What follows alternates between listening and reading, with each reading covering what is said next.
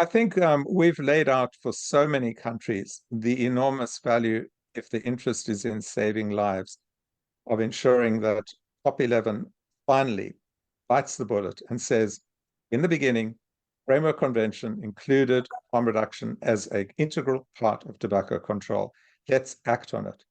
And acting on it means, number one, accept that the science is getting stronger and stronger and stop the disputes around whether these are substantially better alternatives than combustible cigarettes. Clarifying that is incredibly important. And as you know, we have not just the FDA and the UK government, the New Zealand government, the Swedish government, many governments around the world, including in the Middle East, now accept the evidence is strong and overwhelming about the net benefit effect. Second of all, then to get down to the specifics and think carefully about how you actually adapt the tax policy to make sure that there's a tax differential that favors people using the healthier, the safer, the lower risk alternative. And most importantly, that the messaging isn't as confused as it is now. We need clear messages which say that nicotine is not the problem. It is not causing cancer.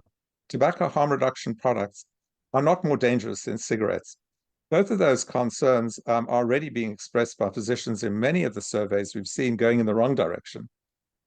I think that COP11 making a statement about the value and the benefit of tobacco harm reduction, even if it takes time for the regulations to come into effect, that statement itself will be heard by the physicians worldwide, and we'll start seeing some actions.